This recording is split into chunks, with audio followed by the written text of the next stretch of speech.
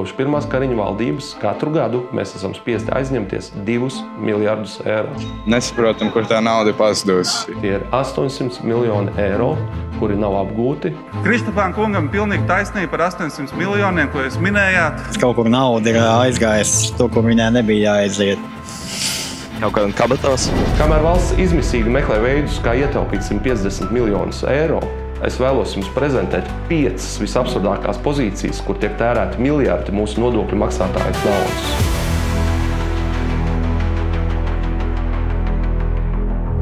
Tātad numur 5 - Sabiedrības integrācijas fonds, jeb SIF 40 miljoni gadā.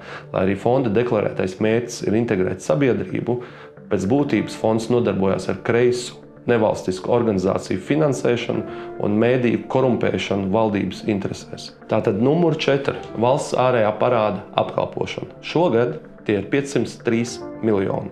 Nevienam nav noslēpums, ka kopš pirmās Kariņa valdības katru gadu mēs esam spiesti aizņemties 2 miljardus eiro. Tie ir 2 miljardi, par kuriem mēs dzīvojam pāri saviem līdzekļiem.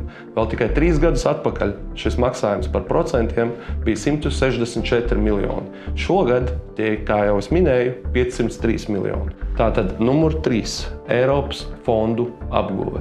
Tie ir 800 miljoni eiro, kuri nav apgūti, un pats trakākais, ka daļa no šiem fondiem ir terminēti. Proti, ja viņi netiks apgūti, mēs to naudu nekad nedabūsim. Kristofam kungam pilnīgi taisnība par 800 miljoniem, ko jūs minējāt. Manā ieskatā tas nav normāli, ka ministrijas nav spējušas apgūt līdz galam 800 un vairāk miljonus eiro. Tātad numur 2 - visiem jums zināmais projekts Rail Baltica. Tie ir vairāk kā 10 miljardi, kuri mums nav, projektam, kuram nekad nav bijis nekāds ekonomisks pamatojums. Tad, ministra kungs, ja es pareizi saprotu, nekad nav bijusi nozīmēta atbildīga persona Finanšu ministrijā, kas uzraudzītu Rail Baltica projektu.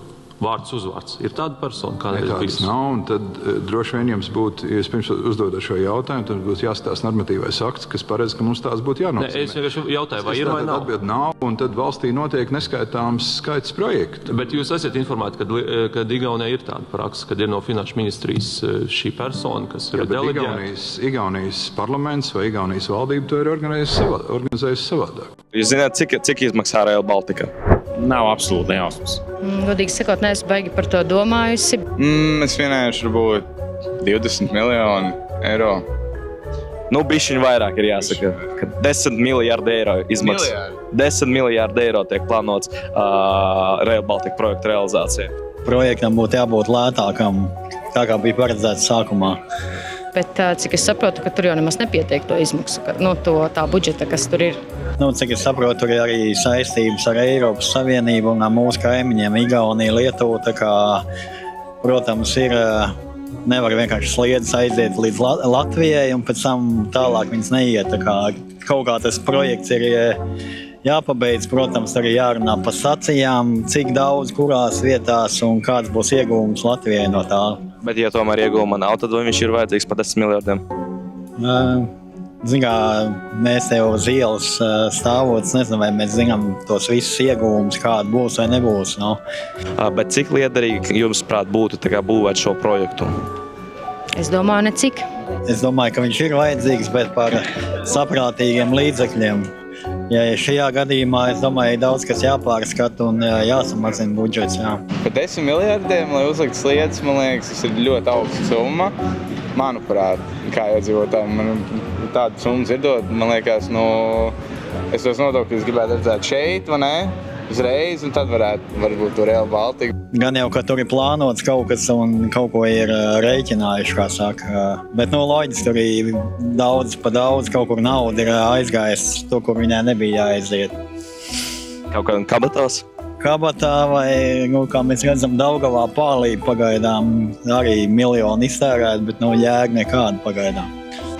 Nesaprotam, kur tā nauda pazudusi. Sākam beidzot skaitīt naudu. Latviešiem ir tāda tendence, ka mēs, protams, skaitīt 100 tūkstošus, 10 tūkstošus, bet mēs absolūti neprotam skaitīt 100 miljonus un vēl mazāk miljardus. Un visbeidzot, numur 1 - zaļais kurs, jeb lielā Latvija glābs mazo pasauli. Mums ir ieplānots nākamo gadu laikā iztērēt vismaz 10 miljārdus eiro, lai sasniegtu klimata neutralitātes mērķus. Nauda, kuru mums nav, nauda, kuru mums vajadzētu novirzīt dzimstībai, aizsardzībām un citām prioritātēm. Un kā jums šķiet, vai šī ir adekvāta valsts nodokļu maksātāja naudas tērēšana? Un ja jums šķiet, ka ir vēl kādas absurdas pozīcijas, lūdzu rakstiet komentāros. Mana pieredze ar latviešu filmu veidotājiem ir tāda, ka viņi ir viena no labākajiem cilvēkiem, ar kuriem man ir bijusi iespēja sadarboties globāli. Diemžēl pasaule to neredz.